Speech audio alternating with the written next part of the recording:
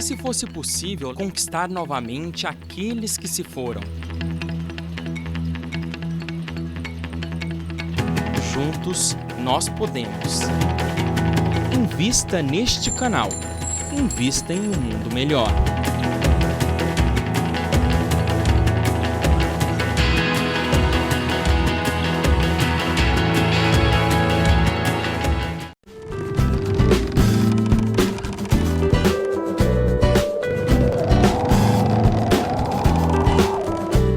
Estamos de volta ao Espírito de Mulher. No bloco anterior, nós falamos dessa linguagem corporal, como nós podemos nos manifestar, como nós podemos contagiar ou agredir pessoas através do nosso corpo, né? Da nossa linguagem corporal. E também falamos dessas demonstrações de afetos entre casais em público. Mas agora a gente quer falar um pouquinho, né, Poliana? A gente estava aqui conversando no intervalo, né? E a Regina, nossa produtora, lembrou bem, né? Verdade. Lembrou bem. Daquelas pessoas que não têm nenhum afeto, né? Porque são pessoas bem frias, né? Talvez essas se choquem. É verdade, é verdade. Porque elas têm carência.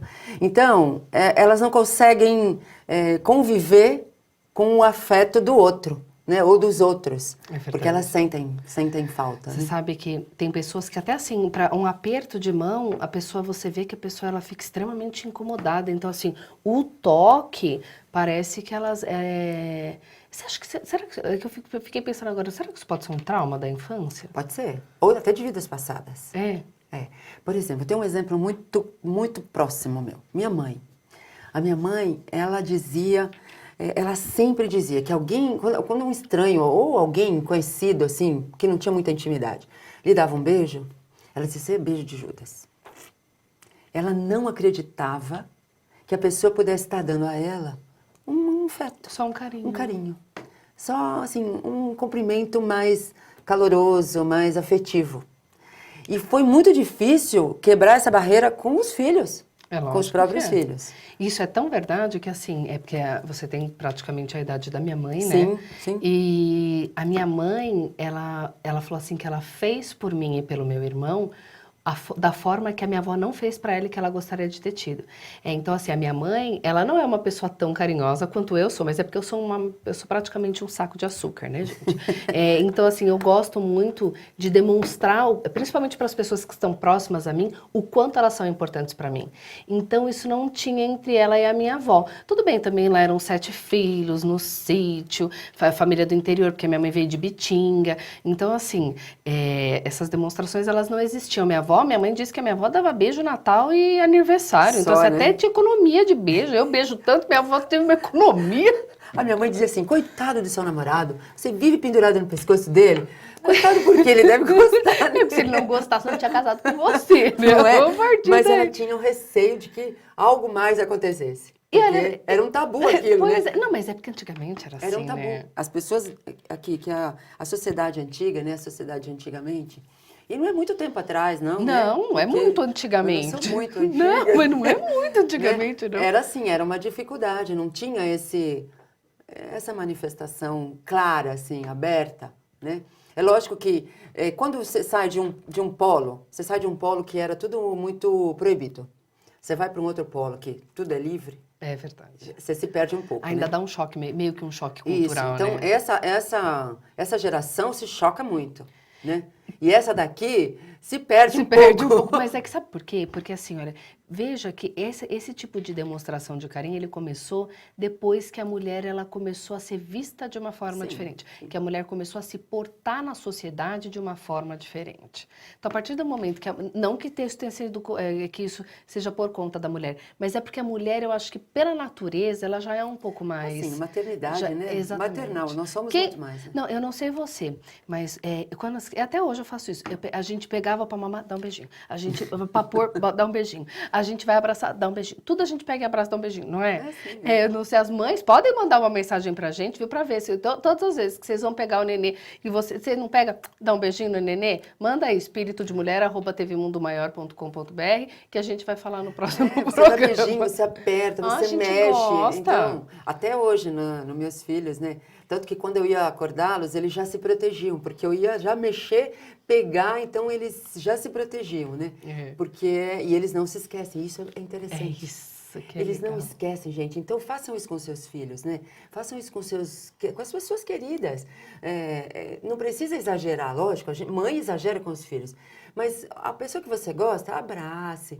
Dê sempre uma manifestação de carinho, de afeto. Demonstre que gosta.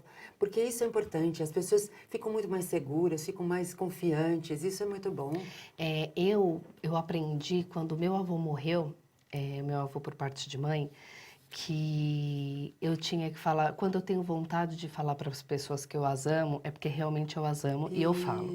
Porque o meu avô, eu chorava, porque quando eu fui vê-lo no hospital, eu fiquei tão assustada que eu não consegui dizer que eu amava.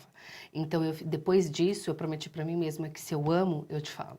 Então, eu falo porque, e se eu falo é porque realmente eu sinto isso. Mas eu achei isso mesmo. E também eu aprendi que essas homenagens pós-morte, pode ser que o espírito esteja vendo, mas muito melhor se puder fazer homenagem agora. Se puder falar agora. Então, verdade, interessante isso. Agora você consegue beijar, você consegue abraçar.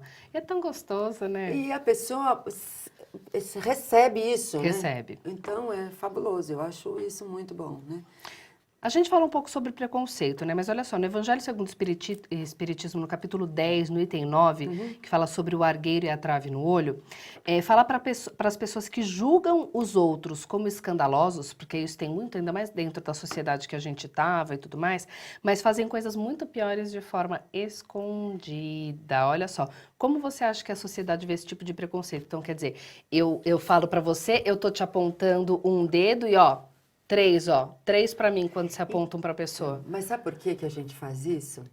Porque nós aprendemos com o outro. Nós melhoramos com o outro. Nós refletimos no outro, o outro reflete em nós. Então, quando eu critico você, é porque eu estou vendo o que está em mim, em você. É isso que incomoda. Não é você que me incomoda, nem a sua ação. É aquilo que está em mim e que me fez ou sofrer, ou me fez perder, ou me fez, enfim, andar por caminhos não tão bons. Ou seja, me prejudicou. Então, é esse o grande problema da humanidade. Quando eu critico alguém que fala demais, é porque eu estou me vendo lá.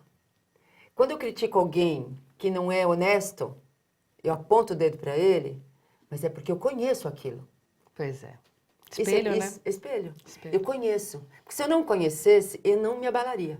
É verdade. É difícil admitir isso, viu, gente? O dia que eu descobri isso, eu sofri. Porque eu falei assim, nossa, eu vou me descobrir agora. Eu vou saber como eu sou. Porque, geralmente, você acha que você está sempre certo e o outro errado. Ou a culpa daquilo que você fez é do outro, porque o outro te fez fazer aquilo. Eu falo muito sobre a verdade, né? Isso é bem a história da verdade. Que a minha verdade, a sua verdade é a verdade. Que é só Deus quem sabe de verdade. Porque cada um vai ver pelo seu ponto de vista. Então, é interessante. É muito complicado julgar o outro. Com a mesma medida que você julga, você está sendo julgado. Não é Deus que está te julgando, é você. É você mesmo. É isso que a gente ainda não entendeu. A gente vê muito em filme, né? Aquelas pessoas que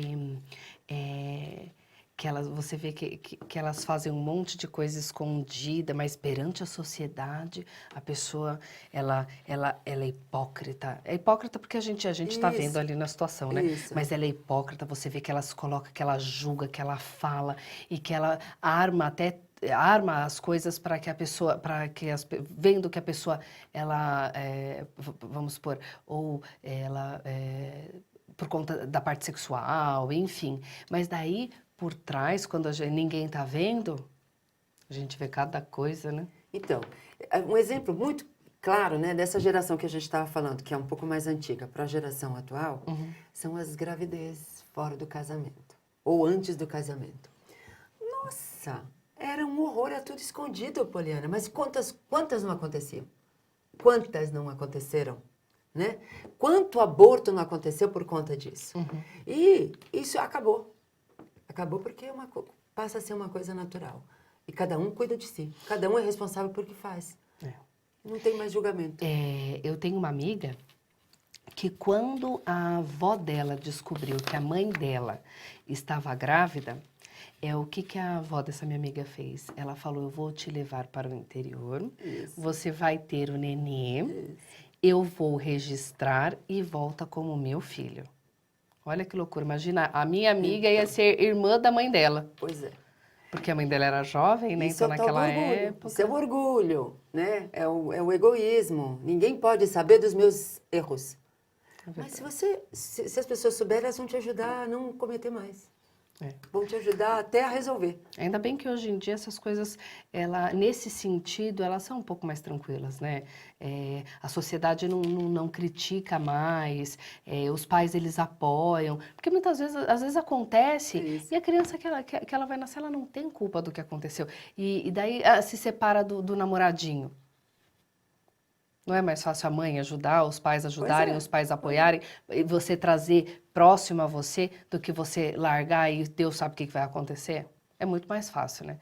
Então, esse negócio de julgamento é muito complicado, enfim. Pois é. E olha só, quero dar um recadinho para você que não tem todos os meses um valor disponível para ser sócio do Clube Amigos da Boa Nova, mas de vez em quando sobrou um dinheirinho, daí você pensa, o que eu vou fazer com esse dinheirinho?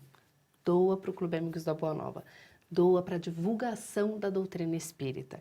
Então você pode fazer suas doações espontâneas, é só você ligar no 0800 12 18 38 ou acessar amigosdaboanova.com.br/espiritismo SOS. Lá no site você vai ver como é que você pode fazer para doar, ou se não, liga para as meninas que elas são super queridas, você bate um papo com elas e faz essa doação, que de vez em quando você pode dar. Mas olha, você pode dar de vez em quando, mas para a gente...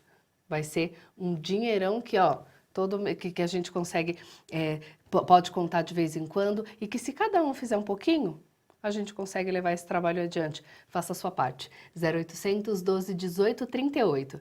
Nós vamos para um rápido intervalo e voltamos já já.